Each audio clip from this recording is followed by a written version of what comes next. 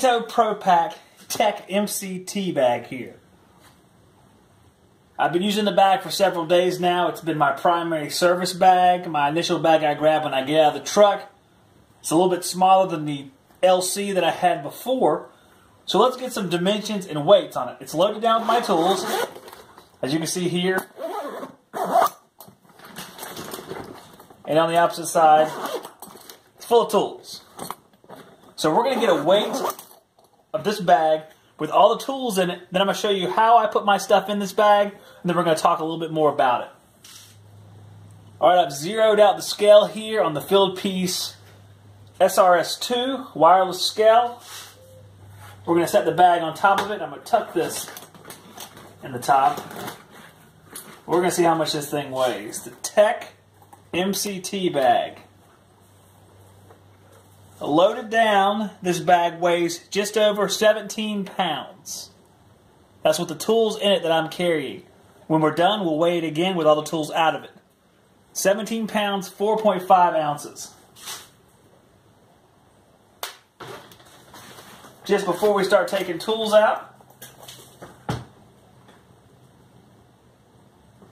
some rough measurements for this bag. Width, we have just shy of 12 inches, counting some of the pockets protruding on the side, right around 12. Our depth at the base, we have right around 8 inches, just a little bit over 8 inches. And our height, now we're looking at roughly 14 to 15 inches, not counting a little protrusion for the handle. If you count the handle, then it's around 16 inches or so. Smaller than a lot of their bags. Bigger than, of course, their meter bags. This will hold a good amount of tools. Let's start right at the front with what tools are in these two pouches. We have our top pouch. What I have here is just an angle adapter for the digital Z manifold, the Robinair gauges.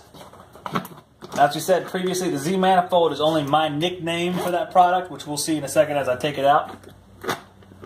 Bottom, we have some of the clips. I packed it a little bit too tight in that particular one. These are alligator clips.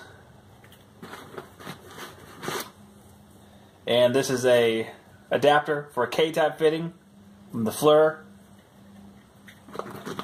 We'll see that in there as well. There'll be more videos about the Fleur coming up, the DM284. Sometimes I can't remember if it's Fleur or Fleer. I'm going to call it Fleur. Get that in there. It's a little bit too much stuff for that particular pocket. These pockets are really not meant to house a whole lot of gear. And truthfully, I probably won't use these clips anyway because I have the Field Piece adapters on there. We'll take this one down. We have a battery for my drill. We have a few chucks up top, a couple actually 3 5/16, my 1/4 inch I guess is in the drill. Have an Energizer headlamp in here.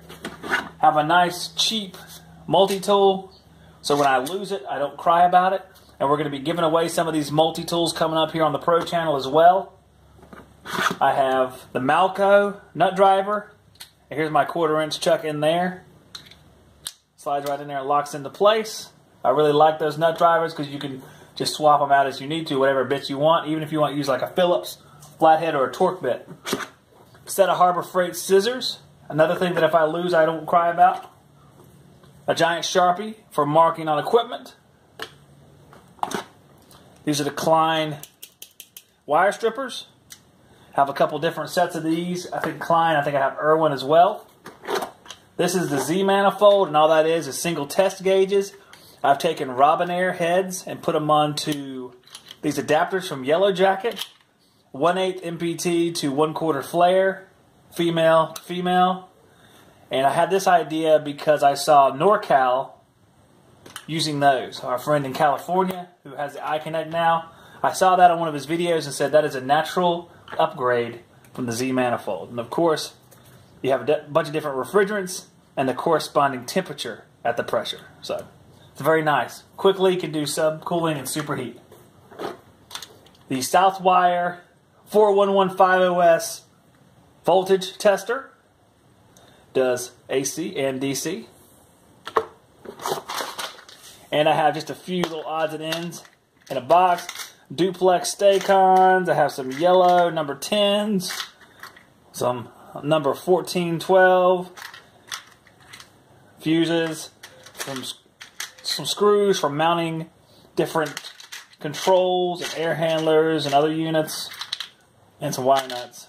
And some smaller Stay-Cons to go onto those fuses. I'll pack it back up real quick and we'll flip it over.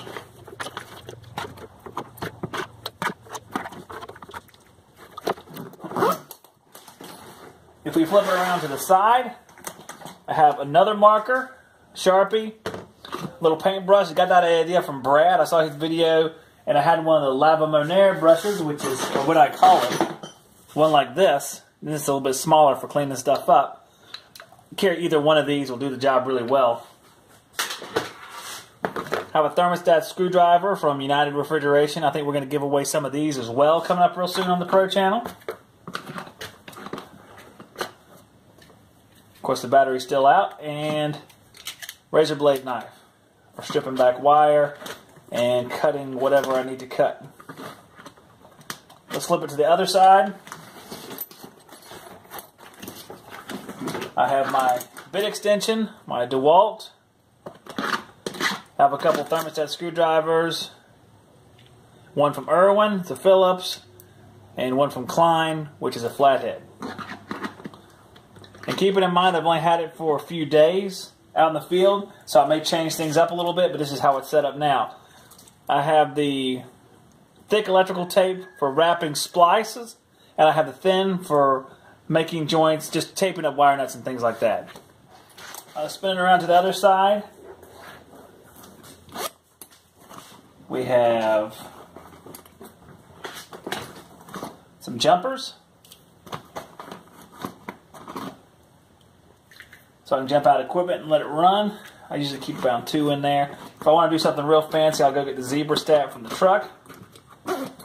Down here, I have little straps, K-type fittings, thermocouples, several of them if I want to use the meter to check temperature, or if I want to get the Hillmore out to check dual temperature. I have plenty of thermocouples here to do that with, and I can strap them to the pipe as well if I want to get superheated subcooling. This is a way to save a little bit of room over carrying those clamps everywhere.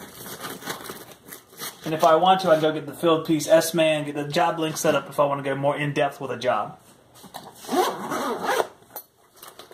This side, we have my work gloves. For work gloves, I use Gorilla Gloves. You can't see the insignia anymore because I've worn it off. But they are Gorilla Gloves, and they're excellent. I got that idea from Mr. Ralph. This is my rigid little service drill. I had to change the battery anyway. Quick and simple. 12-volt lithium ion for me. That's the worst problem. Pretty much sums it up right there. It tends to let go of the chuck. Other than that, the size, the weight, and the power are all very good. I haven't had any issues with the drill except for, sometimes the chuck falls out of the drill. I have my vice grip crimping pliers. I have the DTH35 from UEI. There's more information about this at WorkingJoesRoundtable.com and on the Working Joes channel. Adjustable wrench from Vice Grip or Irwin. I have a few wire ties in here. I'll probably get a smaller bag because this is kind of unmanageable, or take some of these out or something like that. I have my service tool. Again, this is probably not the final location for it. Like I said, I just got this stuff in here, so I'm still kind of moving it around. I have an amp clamp that I'm using with the FLIR meter here. There's the FLIR. We'll be talking a lot more about it in the coming weeks. It's a multimeter. It also does thermal imaging, and you can use the field piece stuff with it as well, so it really comes in handy. Really a cool meter, and we're going to talk about mainly the price tag compared to what it does and what applications it's best for. So, most of our tools are out. I'm going to go ahead and empty the rest of the stuff off the side again so we can weigh the bag one more time. Let's set up our field piece scale again. Turn it on. Turn on the field piece, it should automatically sync If you do have difficulty, you can resync it by hitting the sync buttons and holding them down for 1 second. Turn it on, it'll kind of do like this for a second. Then we have our 0 pounds, 0 ounces. Tuck this back up in here so it doesn't interfere. We'll set it down. And the bag itself, 6 pounds, 2.25 ounces. So not a very heavy bag, very mobile bag. I have it loaded for bear. I put about as much stuff in a bag as you possibly can, so I don't have to go back to the truck. But that is a pretty good weight on a bag, I think, especially if you want it to be your primary bag for service, like myself. You want to go make a diagnosis, you don't have to load it as heavy as I loaded mine. And you'll have different tools depending on what you're working on. I have these gauges in my bag year-round because I work on a lot of heat pumps. But guys that don't have heat pumps in the winter, get rid of the gauges, load it down with something else. Let's take a look at the bag itself. We have the measurements, we have the weight, the handle, very thick, durable fabric, secured very firmly. You have your clip on the side, very strong, nice rugged handle, nothing's going to wear out, very thick plastic. You have a clip on the side for your tape measure. Of course, that's very secure as well. Veto, in general, has very good quality to their products. The base, of course, you can see here, is sturdy. Keeps the water and gunk out of your bag. And you see the base actually is almost a full 3 inches tall. If you discount this part where they hook it together, it is actually 3 inches tall. That'll get you well above whatever muck and rain and crap you're working on. Cushion on the shoulder pad. The width of these, because a lot of these shoulder supports, if they're too thin, it kind of cuts into you. You can see that this one is almost 3 inches wide. The actual band is 2 inches wide. Every zipper, large zipper, very strong. I'm yet to break a zipper off of a Veto product. I'm sure there are people out here who have done that. What the good things about that is the people that have had issues with Veto bags that I know of get them resolved very quickly. The company is very good, very responsive to those sort of claims. Even the smallest compartments still have a nice large zipper to hold on to, no tiny zippers. The zipper through here, very strong, very large. Plenty of pockets. I think we went over how many pockets there was in the initial video when I got the bag, but there is a ton. I don't remember offhand, but I think it was between 40 and 50 pockets. So everything you need for an initial service, and probably everything you need for most service calls, can be put into this bag. Very durable. I've had no issues with it yet. I had no issues with its predecessor that I own, the LC, which is not the actual predecessor for this bag, but the predecessor to me anyway. The LC bag was very good. I'm very happy to have another Veto bag. I expect this bag will be with me for years to come. And I think that if you're looking for a tool bag and you need something that's durable and something for an initial service, now this isn't the Veto XL. You're not going to get your whole truck into this bag. But for doing service calls, I think it's a good choice. Lightweight, can hold everything you want it to hold, and durable, and can take the elements.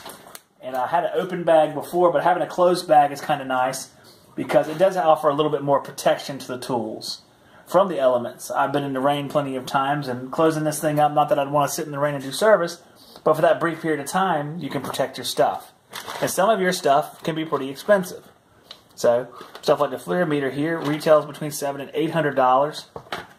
There's some of the other meters, the SC660 is almost $300. So protecting your stuff is worth the extra price. This bag sells for between, I think it's $150 to $200, depending on where you're at. You go to the store and get some run-of-the-mill $20 bag, you're probably buying 5 of them. So, just give you a good option for if you want to carry your tools, something compact, does a good job on service calls. This is your man.